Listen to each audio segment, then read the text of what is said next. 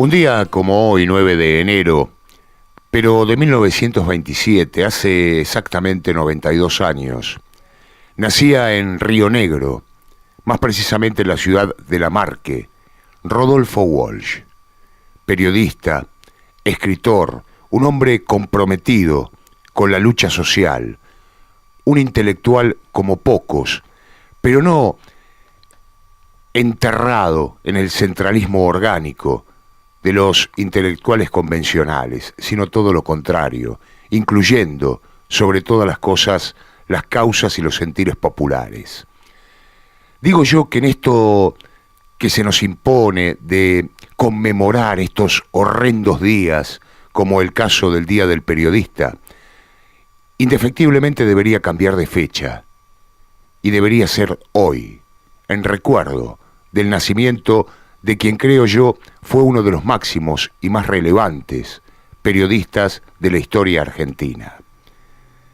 Rodolfo Walsh fue secuestrado el 25 de marzo de 1977, luego que los sicarios y las Fuerzas Armadas, recordamos que estamos hablando de 1977, época de dictadura militar, cívico-militar.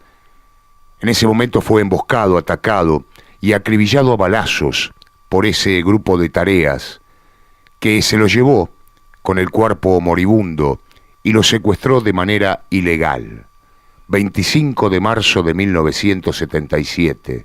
Fue el autor de la carta abierta a la dictadura.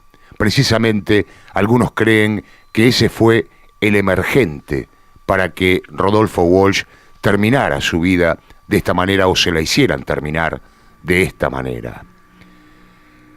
Es reconocido en eso de mixturar la literatura con el periodismo como un pionero de la escritura de novelas testimoniales. Así fue el título, por ejemplo, de Operación Masacre, que está considerada como la primera novela de no ficción, incluso por encima de A Sangre Fría, de Truman Capote, también un espléndido escritor y periodista estadounidense. Operación Masacre trata precisamente de los fusilamientos ocurridos en 1956 en José León Suárez, a cargo de esa llamada Revolución Libertadora. Fue escrita un año después, aproximadamente en 1957. También Rodolfo Walsh fue el creador de la agencia de noticias clandestina Ancla. Allí, Walsh hacía mención a una cadena informativa muy particular, muy singular. Decía, por ejemplo, con algunas palabras, que la cadena informativa podíamos ser nosotros mismos. Al reproducir la información que se emanaba precisamente de Ancla, y uno la podía hacer circular por los medios a su alcance. Rodolfo Walsh hablaba a mano, a máquina, a mimeógrafo, y resaltaba a quienes podían y querían ejercitar esta práctica, el volver a sentir la satisfacción moral de un acto de libertad, derrote al terror. Estas más o menos fueron las palabras con que Rodolfo Walsh concebía esta cadena informativa a través de la agencia de noticias clandestina Ancla. Lo que pretendía Walsh era más o menos romper el cerco informativo que se había establecido en la Argentina con el golpe de Estado cívico-militar de marzo de 1976. Hay muchísimas frases de Rodolfo Walsh que podríamos destacar hoy, pero yo elijo una que por siempre la atesoro no solo en mi conciencia, sino también en mi corazón. Rodolfo Walsh dijo: en 1964 decidí que de todos mis oficios terrestres, el violento oficio de escritor era el que más me convenía. Pero no veo en eso una determinación mística. En realidad, he sido traído y llevado por los tiempos. Podría haber sido cualquier cosa Aún ahora hay momentos en que me siento disponible para cualquier aventura, para empezar de nuevo, como tantas veces. Vaya entonces esta frase, esta máxima de Rodolfo Walsh, para volver a renacer al periodismo tan vilipendiado hoy. Tan poco Rodolfo Walsh, producto no solo de las inclemencias culturales y socioeconómicas, sino también producto de quienes ostentan embusteramente el mote de periodistas y se desempeñan como si fueran tales en los medios de comunicación. Muy pocos son los periodistas que nosotros podemos observar a pesar de un engaño predispuesto e impuesto en los medios televisivos y radiales. Simplemente son caras y voces que hacen a la comunicación, una comunicación bastardeada por ajenos y por propios. Una comunicación que, por supuesto, se dispone dentro de una categoría de los 8 tipos que existen de comunicación, que es la de la prensa, la del periodismo, la de la comunicación masiva, que precisamente es eso. Se hace hincapié en la masividad, en estupidizar a través de la información, que solo es en sí y no para sí. Los periodistas hoy, o los comunicadores en general, se han olvidado que precisamente esta profesión, esta vocación, este oficio, está determinado por una complejidad social, por un interés social. Esto ha sido dejado de lado para preponderar la parte y el segmento que tiene que ver con lo comercial, con lo mercantil. A través de lo mercantil y comercial se estupidiza con mensajes que pregonan una importancia que no tienen, que pregonan hechos que esos mismos medios de comunicación, o periodistas, o pseudo periodistas, quieren imponer de manera estanca, sin situar cada una de esas informaciones que son noticias previas en un contexto social, en un contexto cultural. Así fuese una mera información policial, un mero accidente de tránsito, que debería estar signado por un contexto social, cultural, intelectual, colectivo. Y no es así. Simplemente, como nos han acostumbrado, el periodismo, el pseudoperiodismo o la comunicación masiva ataca las circunstancias y responde a los intereses del poder dominante, siempre. Claro que también se jacta de haber tenido una figura como la de Rodolfo Walsh, aunque no se la respeta. Decir Rodolfo Walsh es hablar de periodismo de verdad, de periodismo en serio, de periodismo libre, y no de una farsa como la que vivimos. Como tantos otros periodistas y hombres de la comunicación, han enaltecido esta profesión, esta vocación, este oficio, llámelo como quiera, y que hoy están siendo vilipendiados, sin siquiera nombrarlos, sin siquiera hacer mención a ellos, simplemente desarrollando la tarea periodística o de la comunicación masiva. Allí está el mayor insulto, la mayor ignominia que se le puede brindar a estos maestros de redacciones sobre todas las cosas. Y voy a volver a recaer en lo mismo de siempre.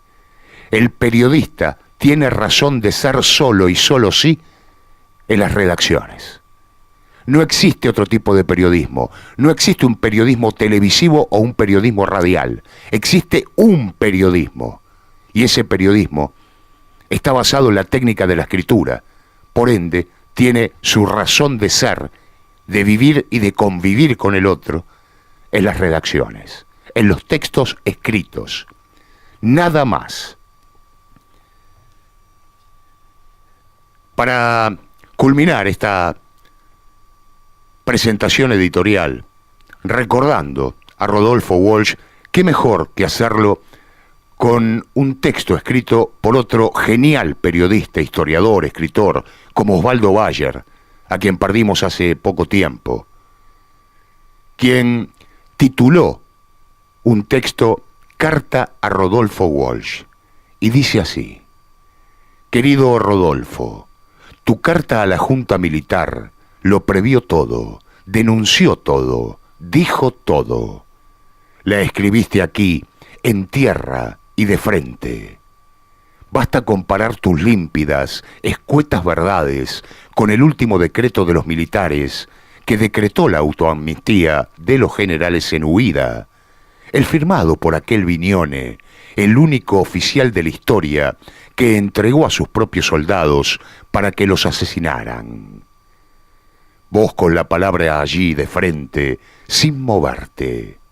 Los generales, con sus picanas, sus capuchas, que ya pensaban en la fuga. Desde el momento en que cerraste el sobre con tu misiva, ya comenzaba la derrota del plomo. Tu palabra y tu ética, Rodolfo. Por eso tu nombre ya está en una esquina porteña. Tan pronto contigo, la historia hizo su selección. Vos, el terrorista, listo a la discusión otra vez. Los occidentales y cristianos Videla, Macera y toda su cohorte de amanuenses, ya en el techo de la basura de la historia, por los siglos de los siglos. Vos, sin títulos, sin premios. Es que marcaste a fuego, sin proponértelo, al resto de los intelectuales argentinos. Los hubo quienes se sentaron a la diestra del dictador, a la mesa servida del triunfo de la picana, y hubo otros que no oyeron, ni vieron ni hablaron, cuando los balazos te fueron llevando la vida. Habrás sonreído cuando leíste la nómina de intelectuales que ahora adhieren a tu recuerdo. Los que te negaron al tercer canto del gallo, hoy se apresuran a aplaudirte. ¿Y qué dirán aquellos científicos de las letras, faraones y mandarines de cátedras e institutos que te calificaron esteta de la muerte? Hoy se apresuran a poner tus libros en las vitrinas oficiales, pero nunca le diste importancia a esas cosas. Con tu máquina de escribir te metiste en los intestinos del pueblo, en el dolor y la humillación de la pobrería, de los asusados, mientras otros se dedicaban a cuchilleros o hacían romanticismo con antiguos generales fusiladores. Vos, decepcionando a los críticos literarios consagrados, te metías en la actualidad. Pecado, sí, pecado, y todas sus mafias. Algo imperdonable para el Olimpo y los repartidores de prebendas. Pero ni siquiera reparabas en esto. Trascendías a todas las sectas de café y de cátedra. Estabas en la calle con los perros y los piojos, los jóvenes y los ilusos. Eras el Agustín Tosco de las redacciones. Agustín Tosco, ¿te acuerdas de ese muchacho en overol que hablaba de cosas como justicia e igualdad, dignidad y deber? Palabras que no figuran más. Hoy todos nos empujamos por aparecer en tapa. Te tomaste en serio la palabra. Exageraste en eso de la verdad. Además, siempre creíste que había llegado el momento de descifrar ya los jeroglíficos y las claves. Dedicabas tu tiempo a eso, mientras los otros trepaban.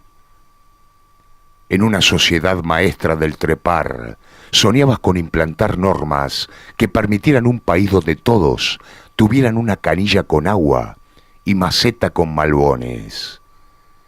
¿Por qué tu insistencia, si ya se había demostrado que todos esos intentos terminaban como le fue a Rosa Luxemburgo, con un balazo en la nuca y con el rostro en un charco de lodo?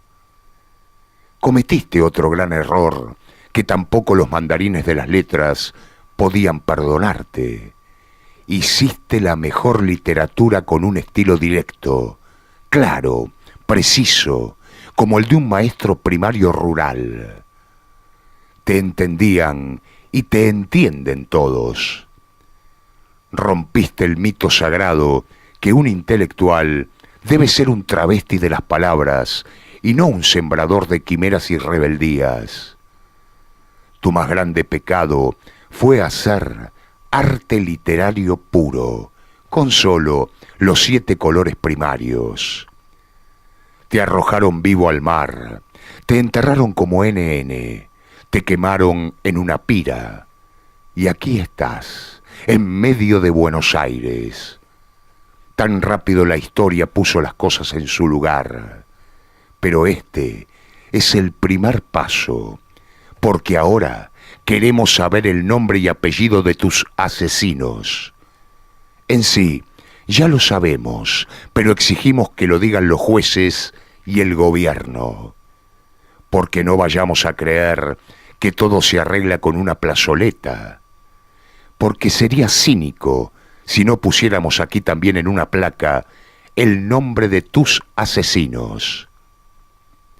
No aceptaríamos que los jueces nos digan que ya no es posible por las leyes de punto final y obediencia debida, porque en ese caso tendríamos que poner el nombre de los que te asesinaron por segunda vez, los legisladores que votaron esas leyes, el espurio salvoconducto del crimen. Pero no nos mintamos, si hoy estuvieras vivo, te calificarían con los romotecos que acostumbra el peronista que está en la Casa Rosada, ultraizquierdista o infiltrado al servicio de los intereses extranjeros. Pero vos seguirías imperturbable. Las cosas que tendrías que decir. Vos, que estuviste en aquella CGT de los argentinos, tendrías tanto que hablar del señor Casia y de la flexibilización, y de la venta de armas para matar a otros latinoamericanos, y de los bastones largos contra los pañuelos blancos de las madres, y de los ministros de la dictadura que te asesinó y que hoy son ministros de la democracia, y de los pibes en las calles que jamás tendrán una canilla con agua y una maceta con malbones. Por algo quisieron silenciarte, pero no lo lograron. Tus libros están de nuevo en bibliotecas y colegios. Con ellos se formarán nuevos curiosos de la verdad, porque la ética es como una cadena sin fin que viene desde el comienzo de la historia, y gracias a esa ética y gracias a los Rodolfo Walsh que se fueron dando la mano, hoy todavía hay vida en este mundo. Gracias, Rodolfo, qué alegría nos ha dado el verte de nuevo entre nosotros para siempre.